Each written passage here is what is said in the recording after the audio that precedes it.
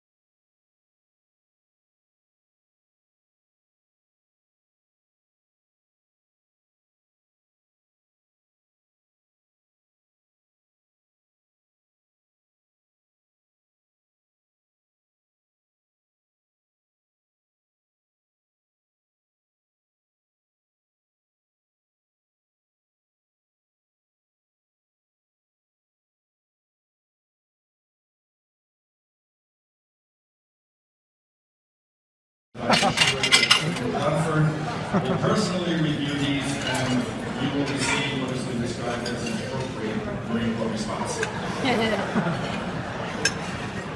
In all seriousness, if I did forget something, please accept our sincere apologies.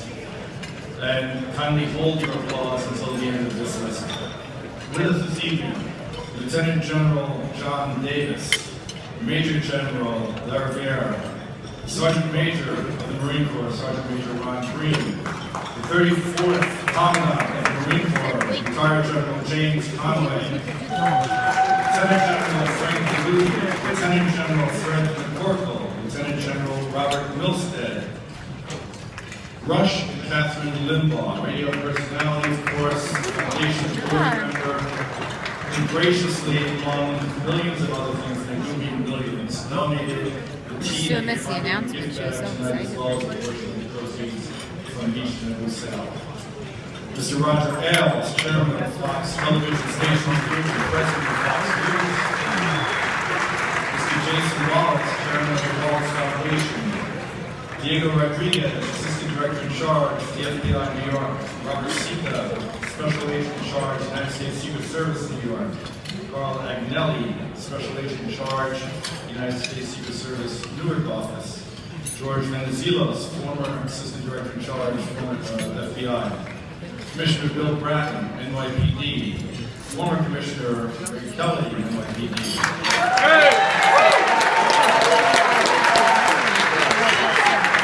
Tony Boyle, Chief Inspector of Philadelphia PD.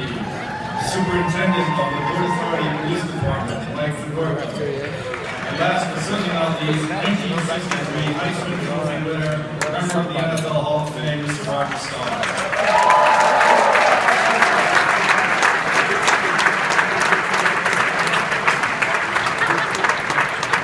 always a football practice, it's also applause, as usual. Ladies and gentlemen, at this time, we would like to pay tribute to 4 very, very special Marines in the room tonight. And I'd like to introduce the president of our foundation, Mr. Eddie Moran.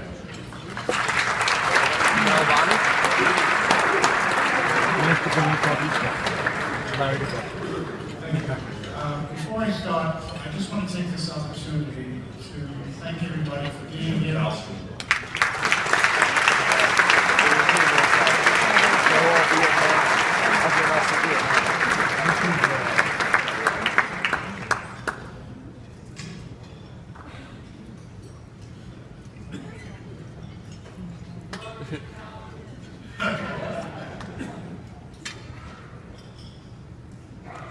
Yeah, bear with me, my believe it or not, I gotta get these glasses on so I can see what the hell I wrote.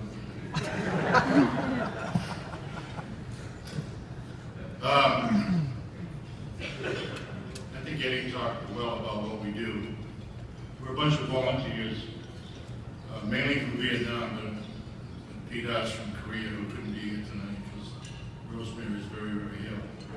So anyone that's in the business of praying, if you could extend a prayer to the houses, I'd appreciate that. But we came back from Vietnam at a time in this country that, what's the word? It was not really together. Thank you. Walk off.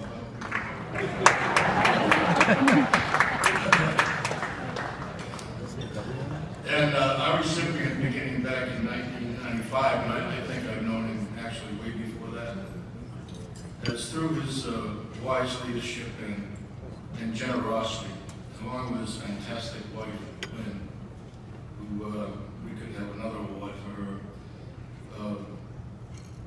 have just been stellar. You know, and I've known this gentleman for probably 3 decades. When I looked at his bio, which we had to threaten almost death for him to give us,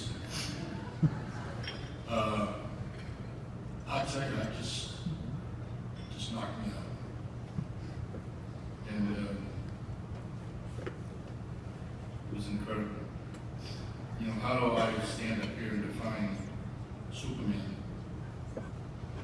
And that's what he is.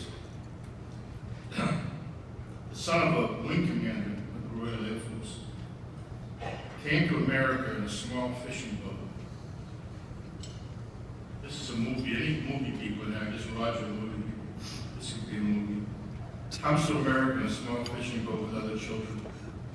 At a time when the Nazis submarines were sinking about 80% of the Liberty ships and everything else crossing the Atlantic. Years later, following in his father's footsteps, he becomes a fighter pilot. You guessed it, in the USMC. Master's degree, an MA degree in political science from Yale University, JD degree from Georgetown University. At Yale, he was a 3-sport varsity athlete, and Yale's light heavyweight champion, of course. Also a black belt in Shochu Kan Karate, a graduate of the Naval War College. Member of the Bar of the United States Supreme Court. A Marine fighter attack pilot in the Cuban Missile Crisis. Many of you were alive then. Saw films of the pilots in their jets. Engines running. Incredible scene. So here is a young second lieutenant, wherever he was, in the Cuban Missile Crisis. Then he has 2 tours in Vietnam, flying F-4s, 175 missions, large percentage of which were over North Vietnam. He flew from bases in Vietnam as well as off the decks of U.S. carriers, Forrestal, Saratoga, constellation.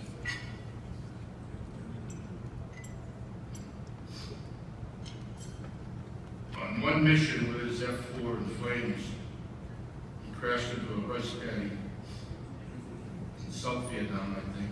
Could be wrong, maybe not Vietnam. And broke his back and his neck. He was rescued by friendly helicopter pilots. He went on to be a test pilot for NASA in the Gemini and Apollo programs.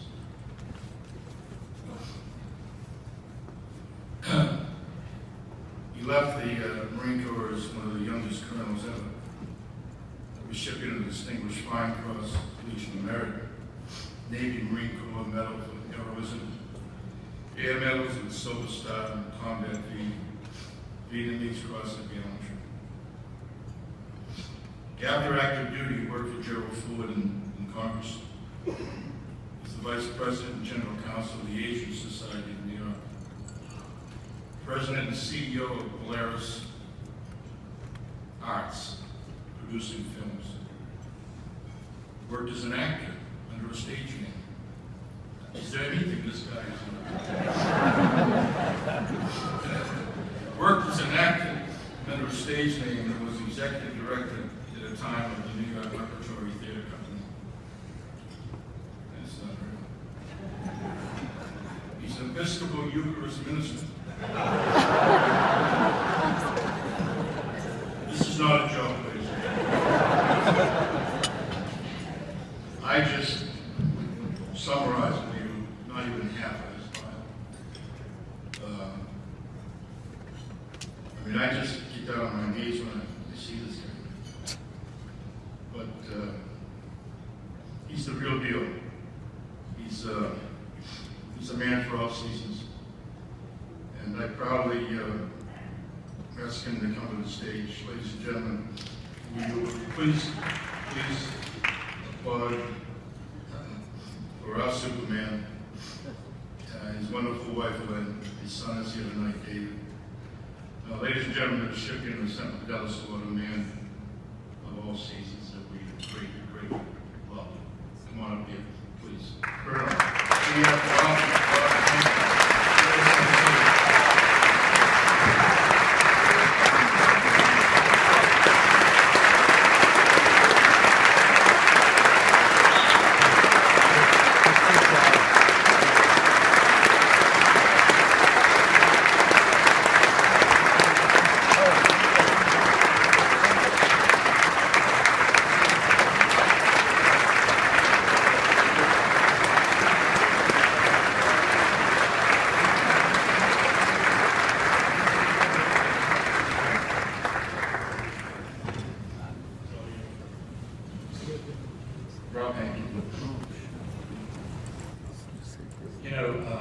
How many people get a chance to introduce Donald Trump?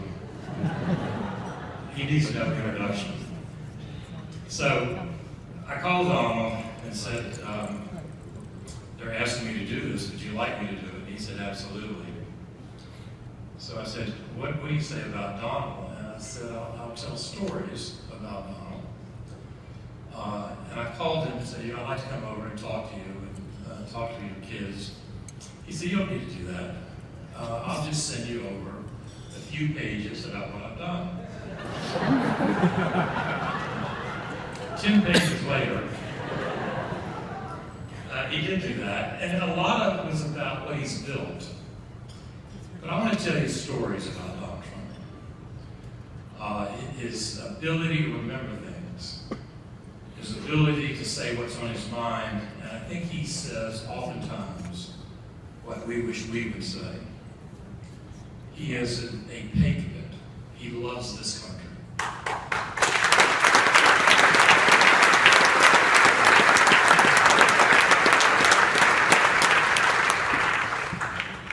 So, not many years ago, Donald and I were playing golf on a Sunday afternoon, or Sunday morning.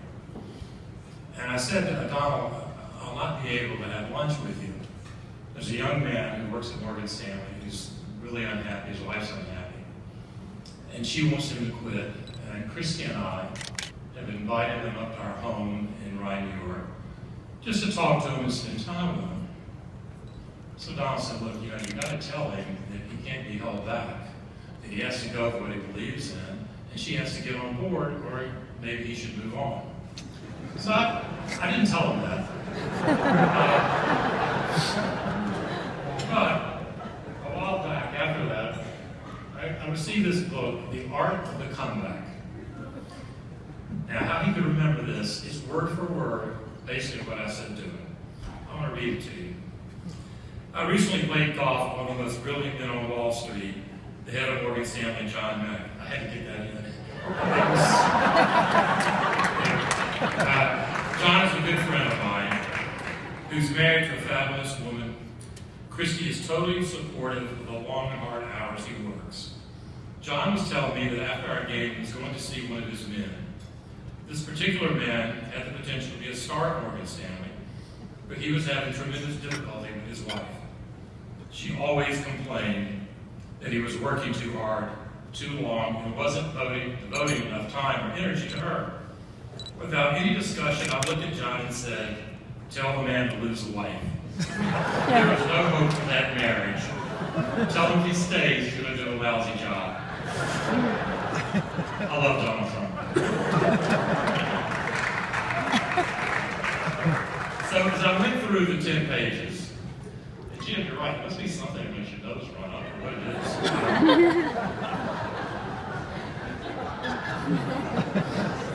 Jim, I need your ambulance.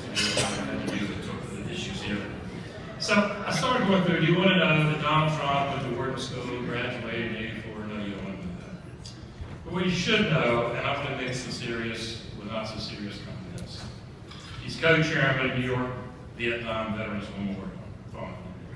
He hosts, he and his wife, an annual ball for the Red Cross in Palm Beach. We all know he was Developer of the Year. I think he's one of the most competitive businessmen I've ever seen. And his comment, "You're fired," is the third most popular phrase ever used on television or in the United States. Not long ago, he and I had lunch over at the Trump Plaza. And we were walking in, down at the cafeteria dining room area. And this gentleman comes up to him, I think he was German, but I wasn't sure. And he said, Mr. Trump, there are only 3 people in the world I want to meet. You're one of them. Can I take a picture? Donald's always gracious. He takes the picture. I was kind of impressed. Only 3 people they wanted to meet, and Donald was one of them. Look, what he's done and what he's built speaks for itself. As Donald knows, last year I was at one of his golf clubs in Scotland, and I was so impressed. I actually called him to tell him, we're here, and I'm going to compliment you on what you've done and how you've done it. He doesn't miss a trick. He is someone that I enjoy being with. He is someone who always tells you what's on his mind. But most importantly, he cares about his family. I've seen him with his kids. I've had lunch with him and his kids. And I see him how he treats his family. And I always measure people on that basis. I like Donald Trump. Donald, would you come up here, please?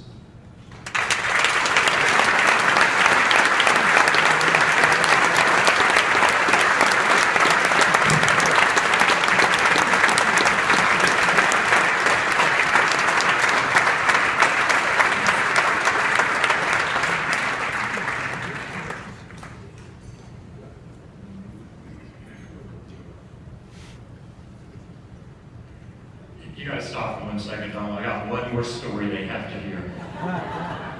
You all know about The Apprentice, how popular a show it is. So I'm with Jeff Immelt of GE, which is one of the sponsors. They're playing golf at one of Donald's courses, and they have all the sponsors there. And it backs up, they have to wait, and they're on a par 3 course hole, and they're waiting, and Donald's walking around. He says, Jeff, I'm the richest, best golfer you've ever played with. They all kind of laughed. He got up, he knocked a hole in one.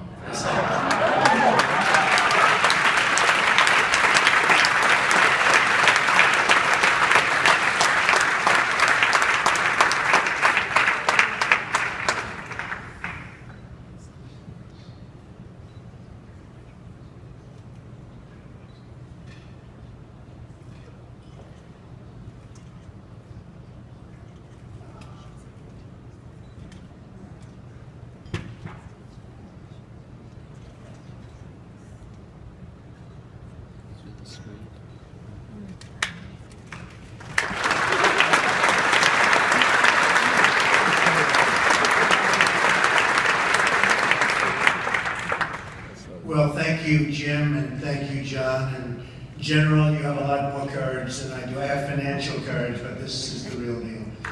And if you notice, Jim never found his glasses, but he did a great job. So he's a tough cookie and a great guy. I love the Marines, and I love the law enforcement folks. So many of the great ones are in this room tonight, and I want to thank you for that. You also keep me straight, I have to be honest with you. But without you, the whole place doesn't exist. And I will say, in terms of law enforcement, it's getting tougher and tougher and tougher for you guys by the day. And we are behind you. We are behind you. I thought, John has been a great friend, and John was one of the great people ever on Wall Street. Nobody had a career like he. Brilliant guy, wonderful guy, tough, known for his toughness. And I'll never forget the time John called me up to his office, and Morgan Stanley's the head and doing a great job. I said, all right, good, what do you want to do? Just have lunch? Yeah, just have a little lunch, good. You know, but every time I have lunch with him, it always costs me a lot of money. And he said, no, I just want to have lunch, nothing much. I love you, Donald, you're the greatest. Come on, let's have lunch. So after about 10 minutes, he looks at me, and he's with a hospital. It's a great hospital, but I have nothing to do with it. Nothing. So he said, Donald, could I ask you one little question? What were we into it about? What did you say, John? 10 minutes, 8 minutes, 7 minutes before he started? 8 minutes. He said, Donald, would you be able to do me a favor? What? Would you make a contribution of $50 million to the hospital? I said, $50 million? You know, I don't even know the place. I hope I don't have to know the place. $50 million, that's a lot of money. So after about a minute, I ended up giving him, because I was so embarrassed, I ended up giving him $1 million. And I walked out of the room and I called my wife. I said, you know, I just gave this guy $1 million and I feel cheap and disgusting. That's what he can do to you.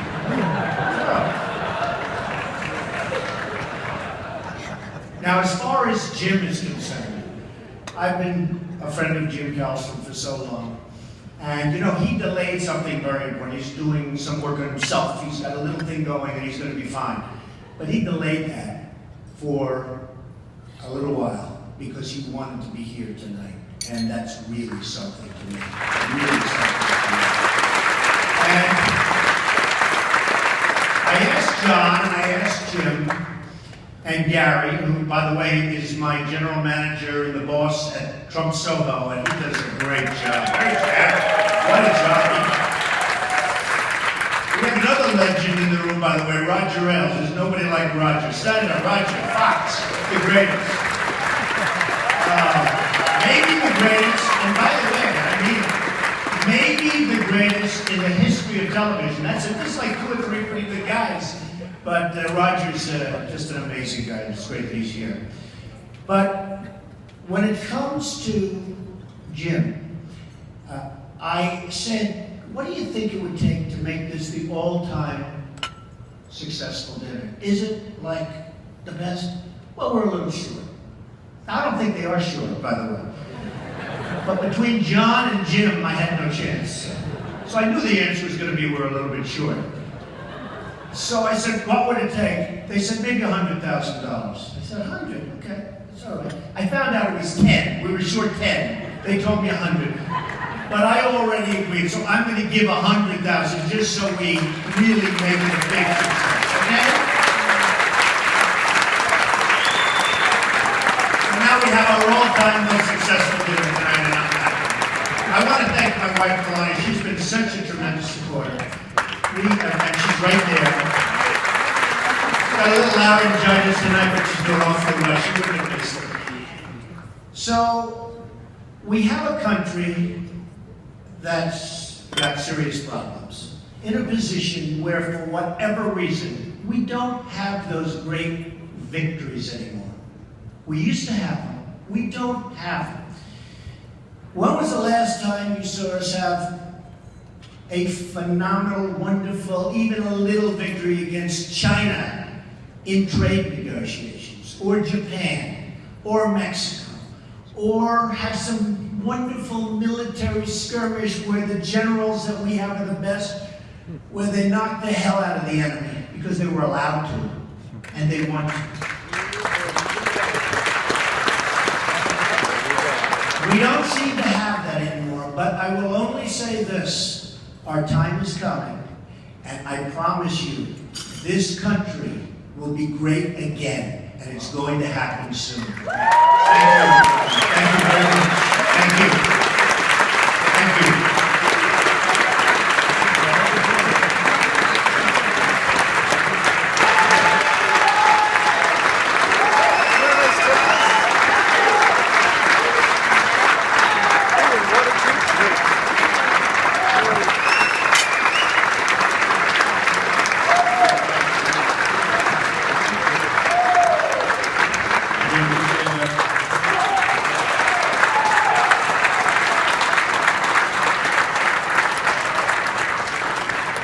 Thanks for the opportunity to join you here tonight, but more importantly, thanks for what the Marine Corps Law Enforcement Foundation has done for over 20 years, taking care of Marines, families, fallen law enforcement, and some soldiers, sailors, and firemen along the way as well. And I will tell you, as the son of a Marine sergeant, who then went on to serve 40 years in law enforcement, this foundation is close to my heart. Gary asked me to just spend a couple of minutes talking about the Marine Corps. You heard him, he put me on the clock. He said we would be out of here at 2200. But I do want to tell you a little bit about your Corps. And it starts with people. And today, I'm proud to tell you that we are recruiting and retaining high-quality people. And that's not by accident. In fact, the quality of Marines right now, this year, is actually above the 10-year average. And if you think about that, we're 14 years into the war on terror, and our quality of Marines is actually better than it's been a 10-year average. Tonight, we have some Marines here.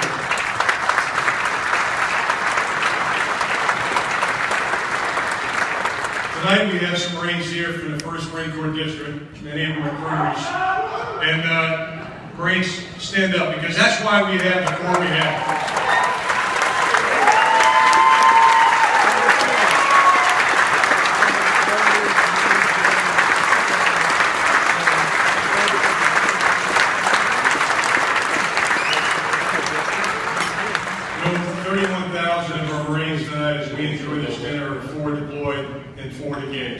And they're doing exactly what you'd expect your Marines to do.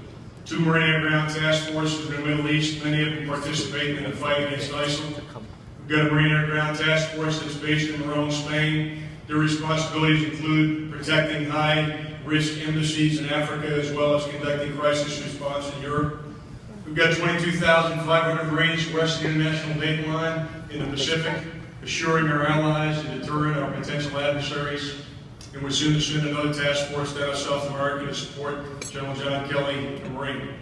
I could spend hours tonight talking to you about your Marines and what they're doing.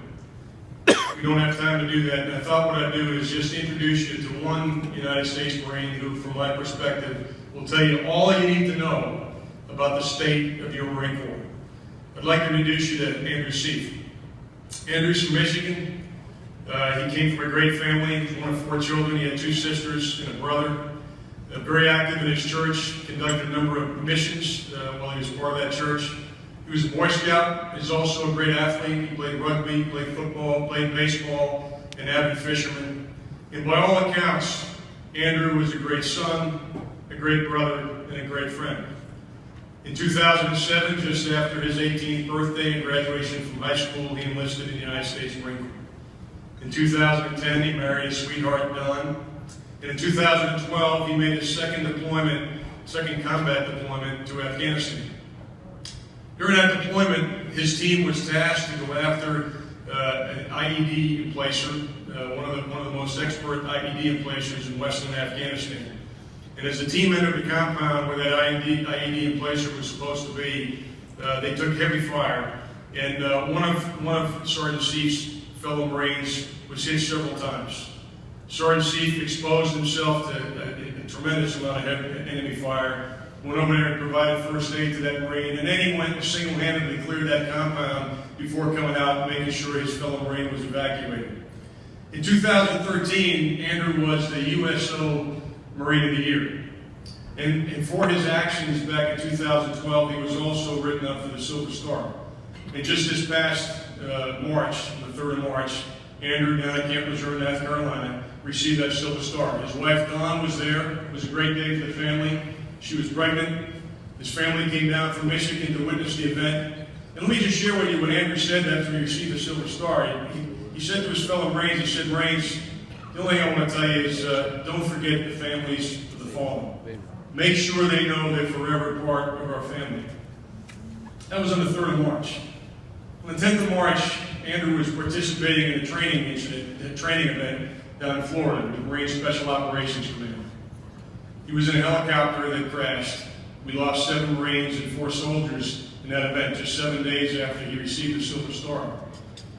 You know, on the 12th of March, my wife Ellen and I went up to Dover to meet the families and meet the bodies that had been brought back from Florida. And it was a long night, and I got back to my quarters about midnight, and I sat down in my office to just check my email.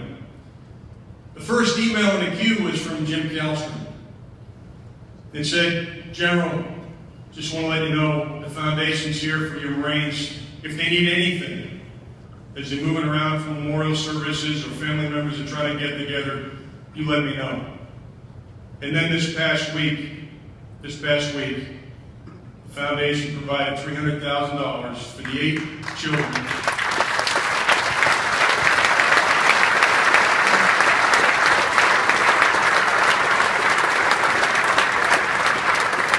The Foundation provided that money for the 8 children and 2 unborn children who lost their lives. One of those unborn children, Steph's or C's young woman. Ladies and gentlemen, I tell you that story for a couple of reasons. Number one, I want you to know the quality Marines that we have right now, and Andrew Seif represents those Marines. I also never want Marines like Andrew Seif to be forgotten, so those stories ought to be repeated. But the third reason I wanted to tell you that story is because it highlights the impact that you have had. You know, we have been at war for 14 years since 9/11, and some folks wonder, you know, how have we kept the force together? How has the force remained as disciplined, as committed as it has been over these past 14 years? As General Conway, who's here with us, used to talk about, you know, we thought this was a Nintendo generation. Ladies and gentlemen, it's actually a pretty simple formula. The Marines who have deployed over the past 14 years, and sailors, soldiers, and airmen for that matter, but the Marines who have deployed over the past 14 years haven't had to look over their shoulder to check their 6 o'clock.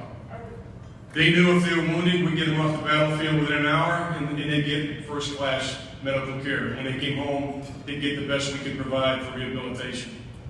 But they've also known that if something happened to them, there'd be someone there to take care of their family. You know, we have an expression in the United States Marine Corps you're all familiar with: Marines take care of their own.